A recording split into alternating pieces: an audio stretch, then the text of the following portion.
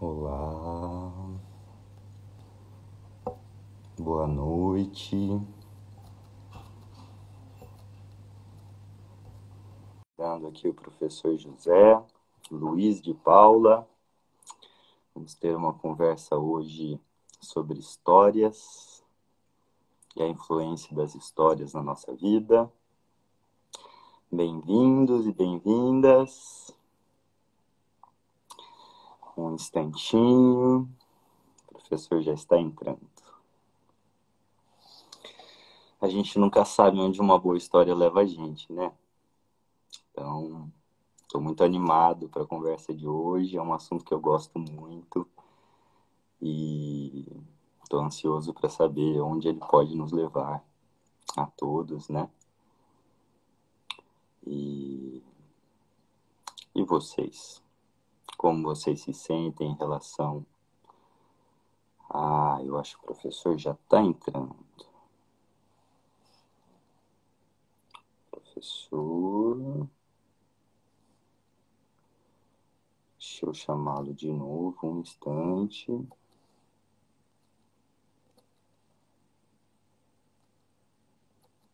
Aqui. Olá, Olá, professor. Boa noite. tudo em paz, Tudo bem? tudo jóia, graças a Deus. Uma honra estar aqui com você. Eu digo mesmo, professor.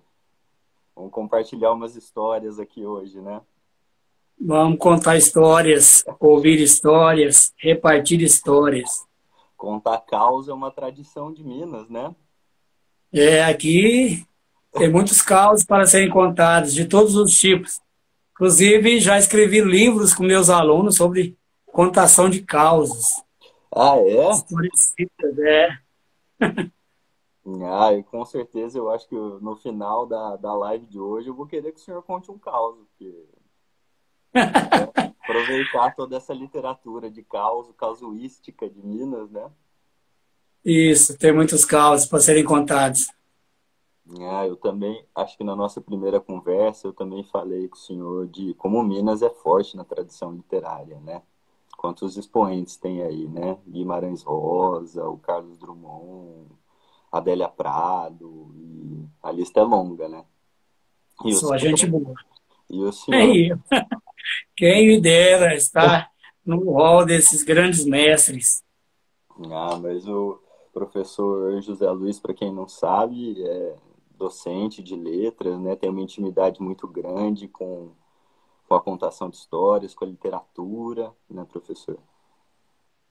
Isso mesmo. Primeiro eu queria agradecer o convite da Binal, do João Arthur, do João Roberto Araújo, pessoas muito queridas minhas que eu conheço de longa data. O João agora conhecendo em dias mais próximos, porém tem um vínculo muito intenso e positivo com o pai dele, que é o professor Araújo, meu querido mestre, que tanto me ensinou na vida e tem me ensinado, né? E ao receber o convite para participar dessa live, eu jamais poderia dizer não. O sim foi pronto e Foi. aceito de imediato, porque falar sobre esse tema é um prazer, né? Ainda mais estar com vocês, é um prazer redobrado. Uma alegria estar recebendo todo mundo aí, tem gente muito boa chegando, pessoas de todas as bandas, todos os cantos. Né? Essa live vai estar no ar depois, também vou colocar lá no meu canal do YouTube, para aqueles que quiserem, professor Zé Luiz de Paula, fiquem à vontade para partilhar, como eu digo, para esparramar. Sim, Esparramar fica coisa. no aviãozinho aí e compartilhe com quem você acha que uma boa história vai fazer a diferença essa noite, né? Isso. Você que está aí assistindo, manda um aviãozinho pro pessoal aí. Encaminha, não deixa parar só em você. Nós não devemos ter um amor egoísta, né, que morre dentro da gente. Tem que E as boas espalhar. histórias têm que ser contadas, né? Exatamente. Então, Então, professor. deixa eu te falar uma coisa sobre histórias a serem contadas, né? A literatura ela nasceu no entorno de fogueiras, onde as pessoas se juntavam. E ali, engraçado, que não havia separação de crianças e adultos. Crianças eram pequenos, adultos já se misturavam e escutavam aquelas histórias assombrosas. Daí surgiu os contos fantásticos, os contos de fadas, né? Isso. Então a literatura começou dessas experiências vividas pelas pessoas que foram passando de geração em geração. Então olha o quanto é importante. E parece que as coisas só existem a partir do momento que você conhece a história dela, né? A partir do momento que alguém transfere para você aquilo que vivenciou e trouxe até você aquela experiência para que você absorva e identifique no seu ser as prerrogativas que você considera importantes da história e você constrói dentro do imaginário seu aquela história. Eu digo para os meus alunos, e disse para você há poucos dias, Sim. que quando você conta uma história, você constrói toda uma identidade cenográfica, desde a personificação, as características das personagens, como é o lugar, o momento. Se você contar de forma mais simplificada, aí que a pessoa vai ampliar no seu imaginário a construção de tudo aquilo que ele vai percebendo. Então, ao contar uma história, por mais que você só ouça, dentro da sua mente existe um diálogo muito intenso, muito rico, muito profícuo, muito saboroso com a história que você ouve. Porque cada um cria a sua própria história ao ouvir essa história. Cria uma forma toda particular dessa interação. E esse ato de contar a história, ele marcou toda a humanidade, isso desde os primórdios, né? As pessoas vão contando. Antes não tinha escrita, não tinha livro, não tinha registros. Tudo se dava pela oralidade, pela conversa. As pessoas iam passando tudo aquilo que viviam e dessa forma, muitas memórias foram preservadas, mesmo que sofrendo essa acentuação, vamos dizer assim, do tempo, né, que as pessoas em cada conto aumentam um ponto. Isso vai indo, mas foi o que permitiu que a cultura fosse compartilhada, que os viajantes pudessem levar as histórias dos lugares por onde passou, por onde viveu, divulgar o conhecimento que apreenderam ao longo do tempo. A palavra, você tem que é importante a palavra, né? E o verbo se fez carne. É a partir da palavra que tudo existe, né? Quer dizer, a palavra te permite ter acesso à questão religiosa, a conversar com Deus, vamos dizer assim, te permite prestígio social. A pessoa que se comunica bem, ela consegue ingressar melhor nos aspectos sociais. A palavra te promove entretenimento, a palavra te traz música, te traz poesia, te traz literatura. A palavra faz com que você expresse o que você é, a sua emoção, os seus sentimentos. Então, olha quanto é importante, né, João? Eu ouvindo o senhor falar, eu também pensei nisso, sabe, isso até está em muitas tradições religiosas, né, em muitas mitologias do poder da palavra, né? A gente usou o nome da live Palavras Mágicas e não é à toa, né? Biblicamente, Deus cria a partir do verbo, né? Não só no cristianismo, mas em outras tradições também. A palavra tem essa força de construir realidades, né? De modificar realidades.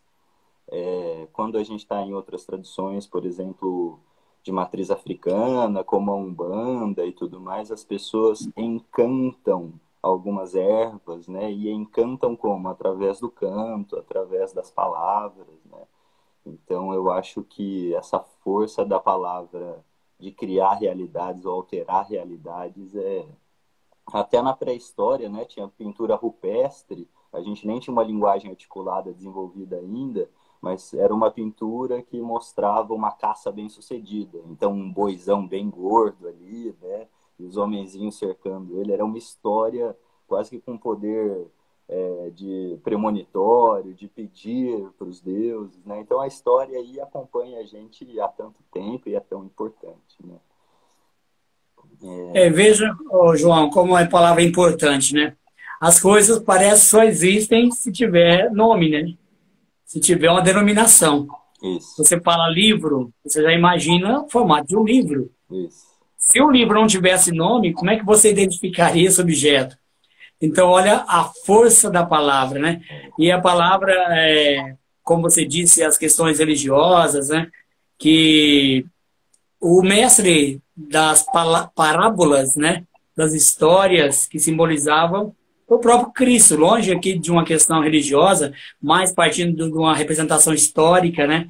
e pegando como parâmetro, como exemplo, o que ele fazia com tanta competência, né? Para ele chegar aos ouvidos e ao coração daquelas pessoas, É, ele tinha essa facilidade em criar histórias e simbolicamente fazer as pessoas compreenderem aquilo que ele pretendia passar.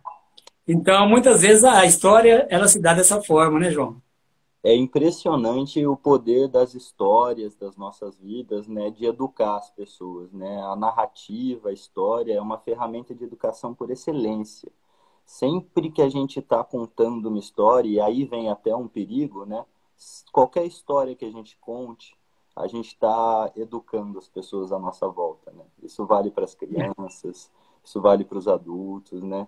Então, toda a história que a gente conta, a gente de alguma forma está transmitindo valores, está transmitindo conhecimentos, está transmitindo tradições, né? Então, habilidades, competências, tudo isso é transmitido por histórias, conclusões e visões de mundo.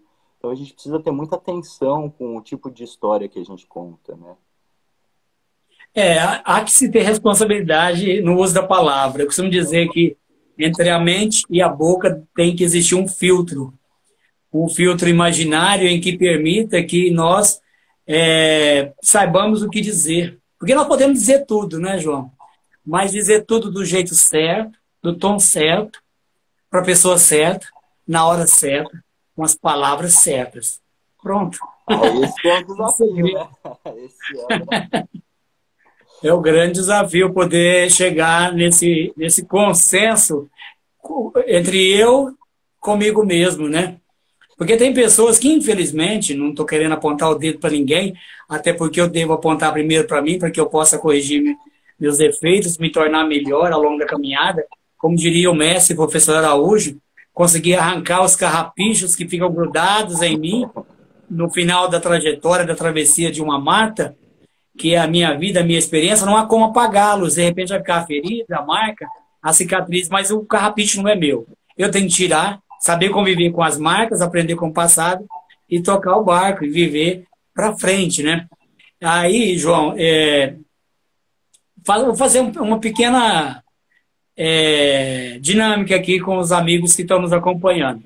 Primeiro, Claro. reforçando aí, vai aí no aviãozinho, manda para o pessoal chegar aqui na nossa live. Imagina que eu estou contando para você uma história. E aí você vai chegar num grande salão de baile. E nesse salão de baile, pessoas muito bem vestidas. E de repente chega uma moça linda, com um vestido deslumbrante, e lá na frente, para dançar a valsa com ela, está o seu noivo, mais bonito ainda, com uma roupa muito bem arranjada, com um traje bonito. E aí eu te pergunto, como é que você imaginou esse salão? Tinha um grande lustre no meio? Tinha pilares, colunas? Como eram as pessoas? Como elas estavam vestidas? Qual a cor dos cabelos, da pele da moça? Era negra? Era branca? Era morena? Era ruiva? E o rapaz? Que roupa ele usava? E a moça? Que vestido? Que cor? Tá vendo que cada um fez a sua própria história na mente? É esse o diálogo que se trava, mesmo silencioso, quando você lê um livro, quando você ouve uma história. E ao contar uma história, cada vez que você passa adiante aquela vivência, aquela experiência, você também transmite muito de si ao outro. Sim. Você doa muito de si ao outro. E essa interação é linda, é mágica, como você disse. São palavras mágicas. E aí eu digo mais, me permite completar. Por favor. Se eu estiver falando demais, você me Não, interrompe que aí. isso, tô adorando seu caldo. Quando a gente conta as coisas, a gente tem que olhar para trás, lembrar do que vivemos e dizer que bom que vivemos. Que bom que atravessamos aquela experiência que nos deixou marcas e que nos trouxeram até aqui. Aconteceram coisas ruins na minha vida e eu não consigo esquecer. Não, não é para você esquecer. É para você lembrar sem raiva, lembrar sem mágoa, sem ressentimento. Ressentimento é o sentimento que se sente de novo. Re é um prefixo latino que significa novamente. Então, ao ter ressentimento, você transborda, põe para fora muitas vezes você vomita essas coisas negativas que vai te ferir mais. Então, lembrar do que passou, não tem como você esquecer. Você vai lembrar, mas lembra sem raiva. Passa pelas histórias, tirando delas verdadeiras aprendizagens que te façam pessoa melhor ao longo da experiência. A vida é muito curta. A vida é um passe de mágica.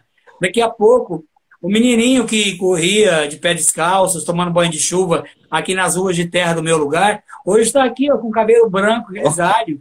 Se eu vou perder tempo em guardar mágoa e ressentimento, essa dor só vai me machucar mais e me fazer mais duro, mais uma pessoa doente.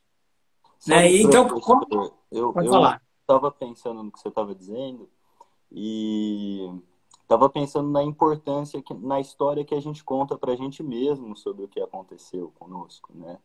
E de como isso afeta todo esse sentimento, toda a nossa vida, né?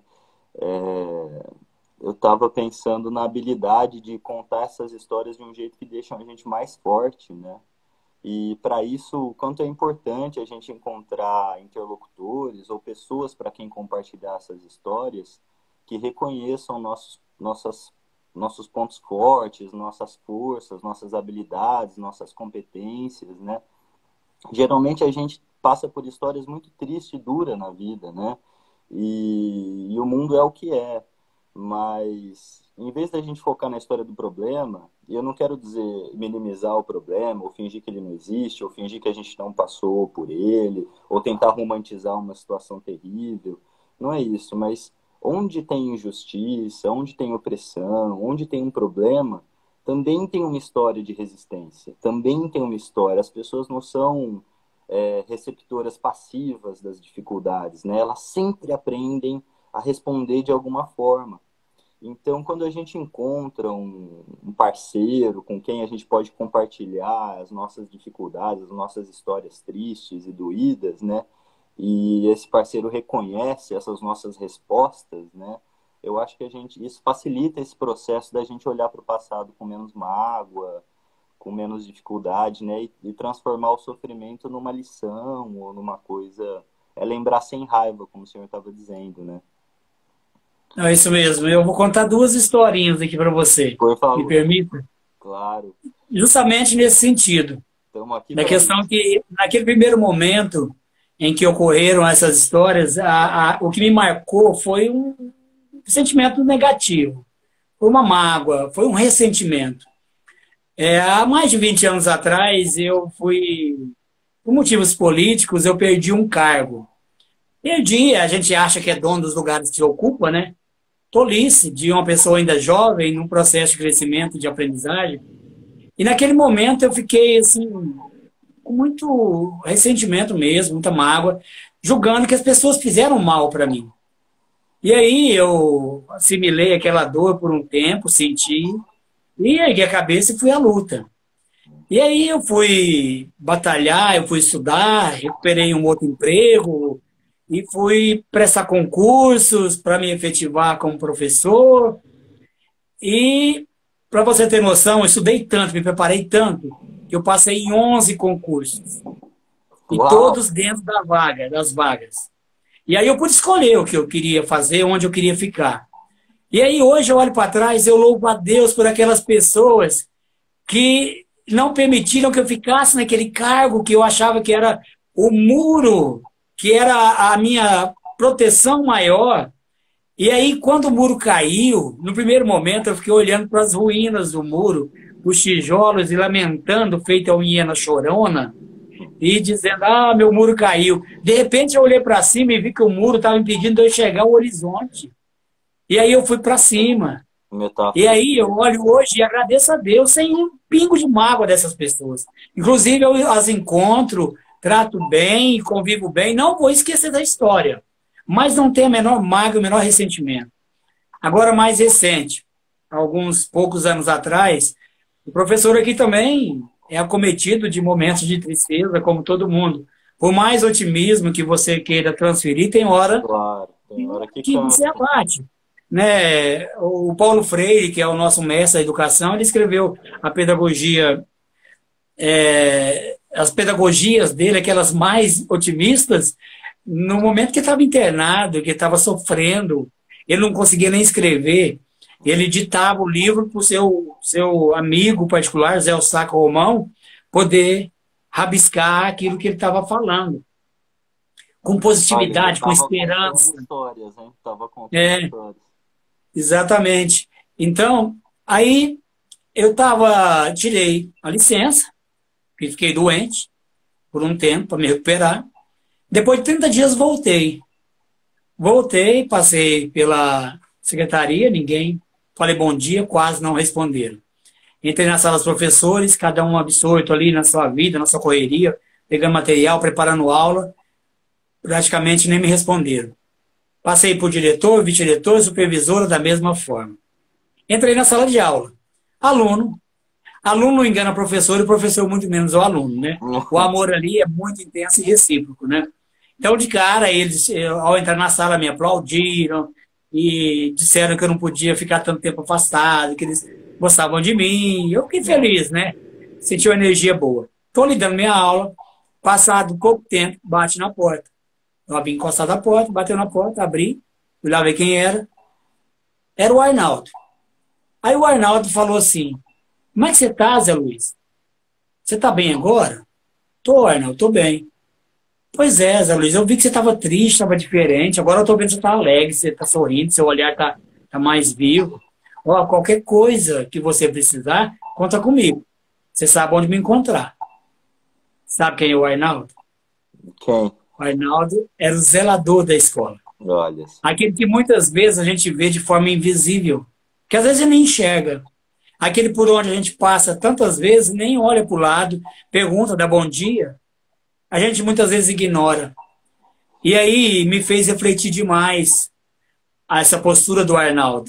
Eu agradeci muito a ele, disse a ele que ficava contente com aquilo que ele estava desejando a mim, né? Dei um abraço nele, antes da pandemia, podia abraçar. E ele foi para o trabalho dele, eu fui para o meu.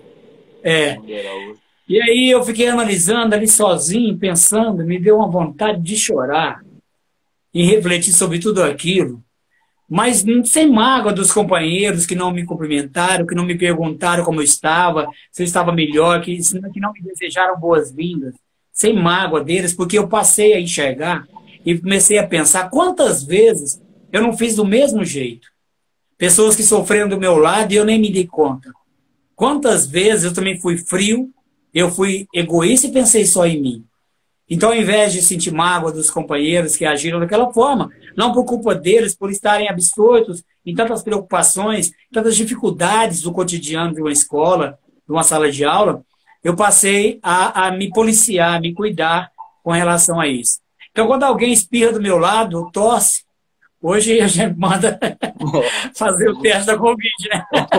Mas aí eu falo bem, saúde, quer um dipirona, um paracetamol, eu tenho ali, se precisar de alguma coisa, conta comigo. Porque às vezes, e a gente aprendeu muito isso na pandemia, João, muitas vezes você não pode fazer nada, mas você pode, além do nada, mandar um abraço, mandar uma mensagem, dizer, estou aqui, se precisar de alguma coisa, me liga. Fala comigo, você não está sozinho. E essa pandemia nos ensinou 4 coisas importantes. Que foi a pandemia do coronavírus, que o coronavírus veio realmente para ensinar uma lição para a humanidade. Sim. E levou tanta gente, só no Brasil, mais de 600 mil pessoas. Muito triste. Quantas pessoas pereceram, morreram, quantos amigos, quantos vizinhos, quantos parentes. Essa é a mais trágica. A pandemia da ansiedade, que acompanhou junto, a distância, o medo, a insegurança, o pavor, o medo de perder o emprego, o medo de passar dificuldade, o desespero que tomou conta de tanta gente e que levou à ansiedade. Mas, ao mesmo tempo, teve 2 pandemias muito interessantes. Primeira delas, a pandemia da cooperação. Eu sou professor, João. Nas escolas, as pessoas se ajudaram como nunca. Professoras que achavam que estava perto de aposentar, teve que se reinventar, aprender tudo, e caíram no começo num total desespero. E os amigos do lá, calma, estou aqui para te ajudar. E todo mundo se ajudou. formamos grupos de trabalho, todo mundo passando experiência, material, metodologias uns para os outros. Isso. Então, essa pandemia da cooperação. E a outra, que também veio para nos ensinar, foi a pandemia da adaptação. Que nós tivemos que nos adaptar. E as ferramentas tecnológicas trouxeram para nós essas possibilidades de nós podermos interagir, aprender uns com os outros. Quantas lives eu fiz, quantas palestras online. Ao invés de falar com 100 pessoas numa palestra, eu passei a falar com 4.000 no mesmo dia. Olha só. Então, são coisas que as portas se abriram e aquele que esteve pronto para ingressar nesse novo mundo, ele galgou espaços preciosos. Importante é não se fechar para a vida, meu amigo e minha amiga, né? O importante é estar aberto para o novo, é aprender com as histórias que os outros têm para nos contar. Mas você vê, professor, eu estava ouvindo o senhor dizer aqui e achando muito bonito que, como sempre, tem uma história alternativa, né? A gente tem uma história dominante que às vezes está saturada de problemas, que às vezes desanima muito a gente. E a intenção aqui não é negar essa história, ou dizer que o sofrimento não existe, ou que não foi difícil. Foi terrível, foi uma calamidade.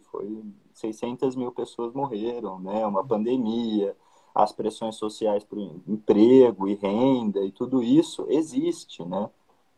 Mas existe uma história alternativa muito tênue, né? Muito fina, que muitas vezes as pessoas não reconhecem, mas que precisa ser contada também. Né? Que não, é isso mesmo. É tão importante contar essa história alternativa, fina, engrossar essa história, descrever ela com detalhes, com riqueza, porque se a gente ficar só com a história saturada de problemas, né, é muito fácil a gente entregar os pontos também. E falando assim, me veio na cabeça um TED Talk, que é muito antigo, eu acho que é de 2009, da Chimamanda. Ela fala dos perigos de uma história única, The Dangers of a Single Story. Ela sempre fala assim, cuidado quando você só tiver uma história disponível sobre uma coisa. Né? Cuidado quando você tiver só uma história disponível sobre uma situação, sobre uma pessoa. Isso é muito arriscado, isso empobrece demais nossa vida. Né? A gente, como eu falei, onde tem dificuldade, as pessoas não são receptoras passivas da dificuldade, elas sempre respondem. E ter nossas competências, nossas habilidades, nossos conhecimentos reconhecidos e honrados pelas histórias, né? Isso nos torna mais fortes. Né? Então, faz toda a diferença que histórias a gente conta e para quem a gente conta. Né? Se a gente puder contar como o zelador que o senhor estava contando, que reconheceu, ele viu o invisível no senhor quando o senhor estava triste, né? Eu acho que ele foi um parceiro, aí ele te ajudou a escrever uma história tão bonita, né? Ele viu o que ninguém viu, né? Então, João, interessante. Essas histórias precisam ser contadas também, né? Isso mesmo. Interessante que eu conto essa história nas minhas palestras, né? E aí ele ficou sabendo. E aí ele me encontrou novamente na escola e veio falar comigo e dizer que estava muito feliz de eu ter mencionado sobre a história dele. Então, são episódios que vão acontecer na vida da gente. E eu gosto de escrever, as pessoas sabem, faço poesia, faço crônicas, tenho livros publicados, né?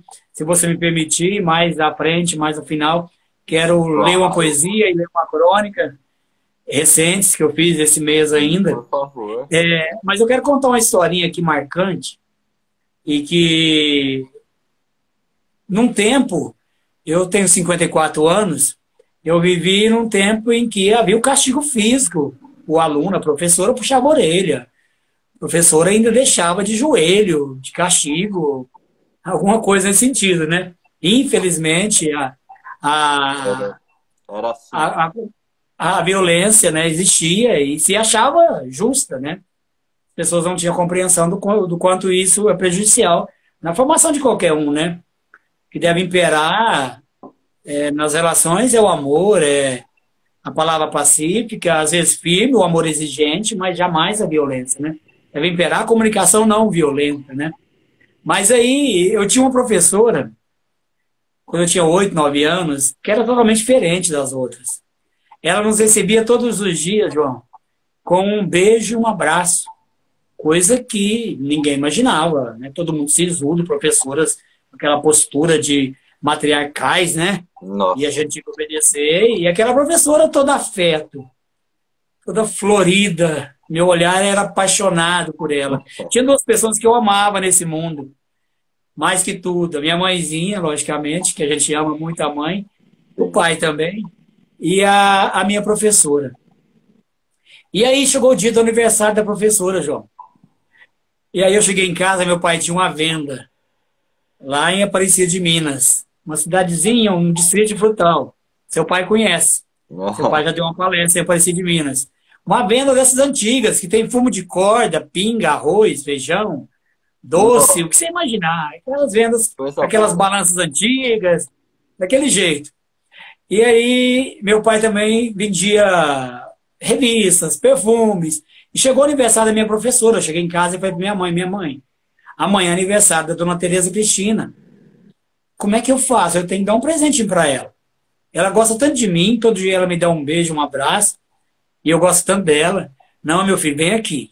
A minha mãe também é o ser mais afetuoso que eu conheci no mundo. Era o afeto em pessoa. Se eu tenho um pouco de afeto pela vida e pelos homens, pelas mulheres, pelo mundo, é por conta dessa mulher que foi minha mãe, que partiu há algum Que- tempo, tão cedo, mas mora aqui dentro. E aí nós fomos lá no balcão de madeira, tem um vidro na frente, escolher o perfume. E perfume daquela época, você não É conhece, logicamente você não vinha. uma coisa Então chique na tinha época. lá Rexona, Avanço, leite de rosa, pó de arroz, e tinha cachemir bouquet. Cachemir bouquet, ó, que nome bonito, francês, um buquê de cachemir, cachemir é uma flor, né? Vem mãe Sim. cachemir bouquet, ela vai adorar. E a dona Tereza Cristina, João, amigos e amigas que estão nos ouvindo, era filha do maior fazendeiro da região. E esse fazendeiro era riquíssimo, dava a ela talvez perfumes caríssimos, de repente na penteadeira dela, que era o móvel da época que as moças usavam, tinha um espelho na frente, uma bancada assim, e que tinha os perfumes talvez até importados. E eu, na minha simplicidade, a minha mãe, uma nordestina simples também, pegou aquele perfume, foi cachemir buquê. Foi embrulhar, não tinha papel de presente naquela época, nem esse saquinho que a gente faz os embrulhos de hoje. Tinha papel de pão e jornal. E aí, meu filho, em qual você quer embrulhar? Papel de pão, né, mãe? Esse jornal tá cheio de escrita, está feito. Embrulhou no papel de pão, coloquei no meu embornalzinho de pano, de tecido, e no outro dia, vesti minha roupinha, meu chinelinho de dedo, peguei meu embornal e fui rumo à escola. A gente, de vez em quando, atravessava num matinho para comer frutas do cerrado, pitanga, mama cadela, gabiroba e algumas outras. E aí, nesse dia, eu não quis nem passar no matinho, queria ir embora. Peguei a estrada e fui direto para a escola. Chegando lá, como sempre, a professora estava lá. Estava lá nos esperando para dar um beijo e um abraço. Na hora que ela me viu, me olhou assim, eu já pegando no embornal, não vi a hora de chegar lá. Tirei aquele embrulho. Eu fico imaginando que ela pensou, o que que esse menino trouxe? Um pão, uma rosca? Aí eu troquei para ela um presente para a senhora. Feliz aniversário. Ela me abraçou, me deu um beijo, abriu, olhou aquele perfume. E você pensa, a filha do maior fazendeiro da região. Dava aula por prazer. Tinha os perfumes mais caros na penteadeira. Olhou o cachemir bouquet, Mas não esse da doce, né? olhou o cachemir bouquet, olhou para mim e falou, Zé Luiz, como é que você adivinhou? Era o perfume que eu mais queria. Pensa o coração desse menino, João. Eu Pulando. fiquei radiante, feliz, e não vi a hora de terminar a aula. Ir embora para casa, cheguei, fui correndo. Chegando lá, pulei nos braços da minha mãe e disse a ela, mãe, a professora amou o presente nosso. E a mãe sorriu, falou, tá vendo? Te falei que ela ia gostar. Passado tantos anos, passado aí 45 anos, eu olho para trás e vejo para ela aquele perfume que talvez ela nem tenha usado, muito provavelmente nem usou. Mas ela queria uma coisa apenas, devolver o presente, Isso. que era me fazer feliz. E ela conseguiu, porque isso nunca saiu da minha cabeça. Aí só completando a história, terminando Claro, rapidinho, claro, não. Só o seu tempo. passado aí 40 e tantos anos, de repente eu recebo uma ligação de uma amiga professora aposentada e me diz, ela mudou, essa professora sumiu, foi embora para o Mato Grosso, Pará, nem sei, nunca mais a vi. E aí ela deixou alguns parentes aqui na região. E aí a professora me ligou e falou, ó, sua professorinha está aqui. Porque eu também fiz uma crônica sobre isso, está no meu livro. A família toda conhece, ela inclusive, né? Nossa, a minha professora está aí, tá. Vem aqui logo que ela está indo embora. Não, segura aí que eu estou indo. Peguei o livro meu, fiz uma dedicatória, corri para lá. E quando eu cheguei assim numa garagem, numa varanda bem grande, de longe eu a vi.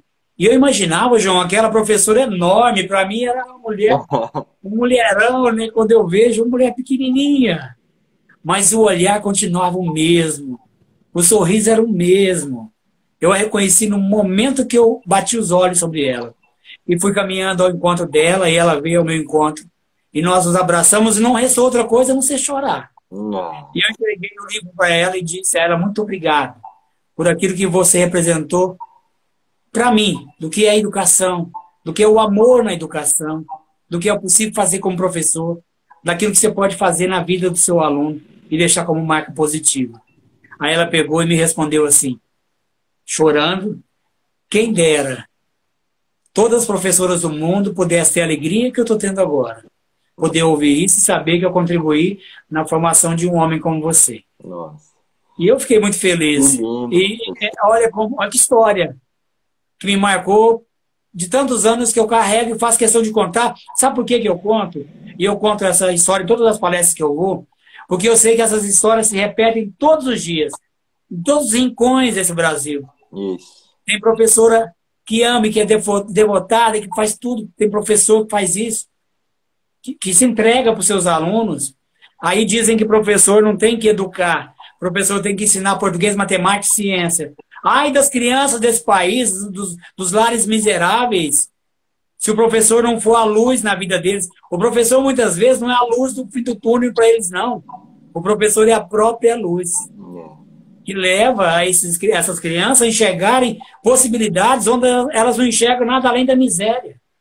Então, nós, professores, somos importantes, sim, e precisa ser valorizado. Nós precisamos que as pessoas reconheçam o quanto somos importantes. Nessa pandemia, João, teve gente que nos chamou de vagabundos, dizendo que nós não queríamos voltar a trabalhar. Olha que absurdo. Nós nunca deixamos de trabalhar para começar de conversa. Claro. Nós trabalhamos muito mais. Trabalhar de forma remota é muito mais difícil.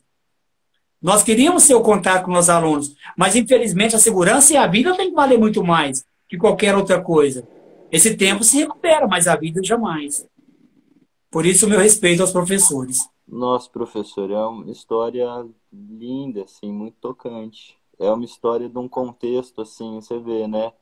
De tanta diversidade, né? Você falou da simplicidade do presente, você falou como era difícil na época comprar um perfume, e talvez ela nem usasse, né?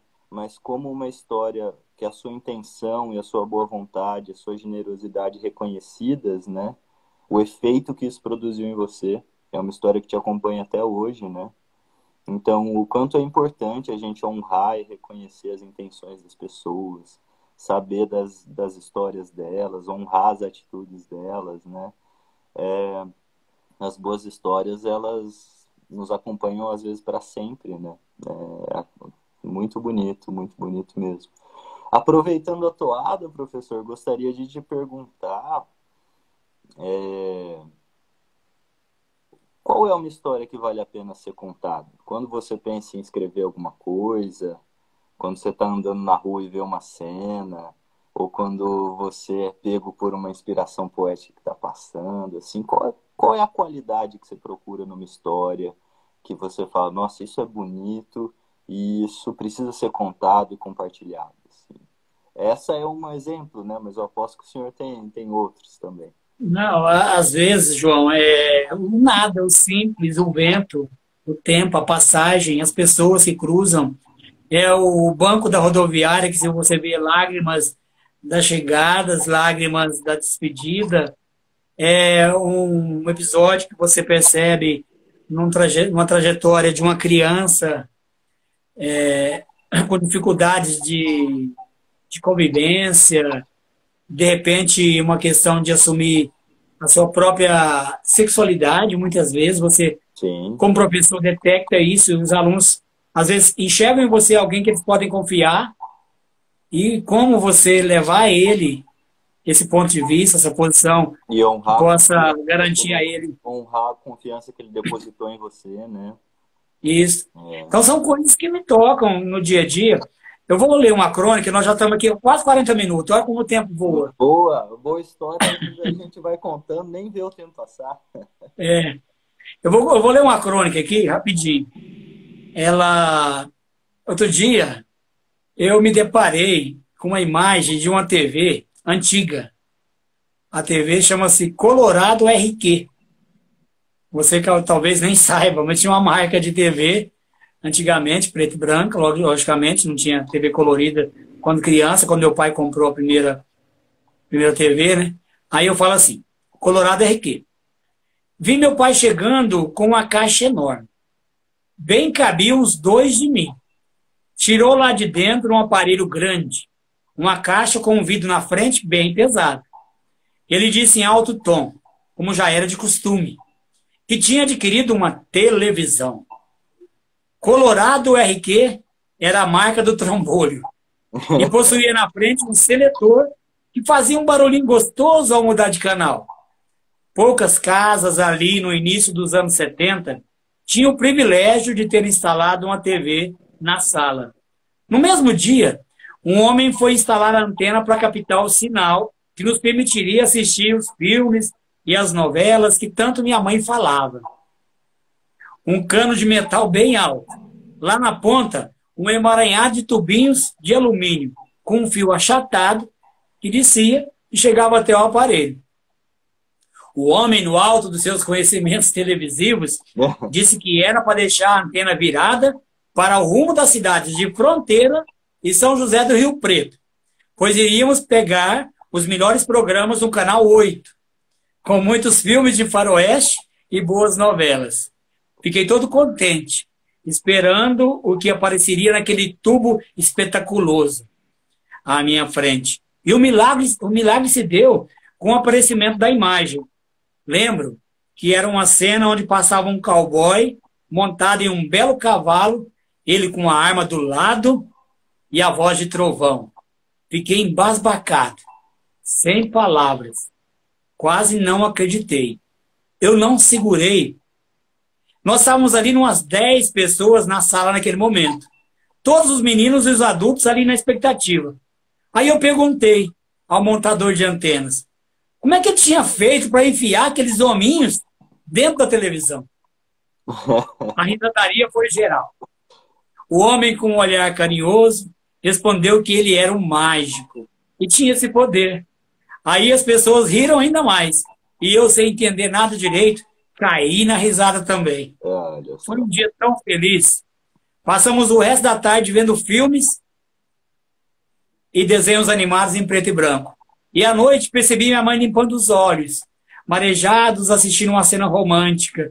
Meu pai, homem interessado nas coisas políticas, nas notícias do país, queria mais assistir os jornais, pois achava que tudo aquilo que estávamos vendo não passava de ilusão e falava, é uma grande mentiraiada. O tempo passou. O tempo passou e, como privilegiado, eu pude constatar a evolução da tecnologia ao longo dos anos. Hoje, já um senhor de cabelos prateados, costumo manusear razoavelmente essas parafernálias e percebeu o enorme impacto que isso representou na história da humanidade. Tanta coisa mudou. Um televisor preto e branco já não encanta mais ninguém. Quase nada encanta. Aprendendo, crescendo, vivendo. É isso aí. Nossa, que bonito. Para mim, é um exemplo muito vívido de como a gente conta histórias, né, para criar sentido sobre o que a gente não entende direito, né?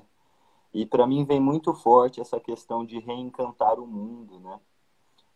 O mundo anda tão desencantado, né? As pessoas têm dificuldade hoje de sonhar, de manter sonhos, de manter esperanças, né? E é natural, porque estamos enfrentando muitas dificuldades, mas veja, você conseguiu encantar uma memória antiga do seu pai trazendo uma geringonça que você não entendia, e aí os hominhos vão parar dentro da TV e todo mundo ri. E o senhor, quando recorda dessa memória, né, conta essa história de novo, você revive tudo isso, né? Então, Então aí o poder das histórias de honrar nossos antepassados também, de fazer a gente sentir de novo algumas coisas, mas muito provavelmente coisas positivas, né? Quando a gente reconta essas histórias desse modo mais encantado, como o senhor fez tão bem, né?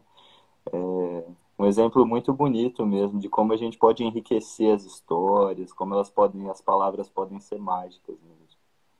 Exatamente. Tem tanta gente falando aí, participando, a Paulo Ana falou, quase nada encanta, Zé. A gente tem que buscar encantamento e buscar inspiração até onde é árido, né? Que não dá para perceber riqueza, a gente tem que dar um jeito, né? Eu costumo dizer assim que quando parecer que nada tem jeito, você é um riacho cristalino, que está às vezes ali enterrado, cavuca, pega o enxadão da esperança Isso. e manda ver que você vai achar um rio ali correndo que é você, e cujo destino é chegar no mar, né? Esse é o sonho do mineiro, né? Chegar no mar. Você sabe disso, o mar tem inveja de Minas, viu? Aí, ó. O mar tem inveja de Minas. É o poder das histórias de subverter o status quo, né? Quando a gente conta uma história do nosso jeito, né? Todo mundo tem direito de contar suas histórias, né? E com isso a gente pode dar o nosso lado, contar a nossa versão, né? A gente tem que sempre tomar um pouco de cuidado com as histórias únicas. Eu acho que o professor deve estar tendo alguma questão aqui com a internet. Dá um minutinho para ele voltar, talvez. Oi. Olha, eu acho que meu interlocutor aqui teve um problema, mas de qualquer forma, queria agradecer a presença de todos e dizer que contar histórias é isso, né? É impossível a gente dar sentido para tudo que acontece na nossa vida. A gente é muito seletivo nas histórias que a gente conta e é sempre possível encontrar aos poucos, né, exceções para algumas histórias sofridas que a gente vive e recontá-las de um modo que deixe a gente mais forte, que faça a gente experimentar boas memórias de novo e dessa forma reencantar o mundo, né? Então é isso que a gente quer dizer com palavras mágicas, né? Palavras, a gente não tem primeiro uma experiência e depois a gente conta a história sobre a experiência. À medida que a gente conta a história, isso ajuda a gente a sentir e a pensar de formas diferentes. Então tá aí a magia da história, né? Muito obrigado a todos e espero que vocês tenham uma boa noite aí. Até a próxima live, que vai ser dia 30, terça-feira, às 7 da noite. Vamos ter uma conversa sobre complexidade, cultura de paz e violência. Muito obrigado.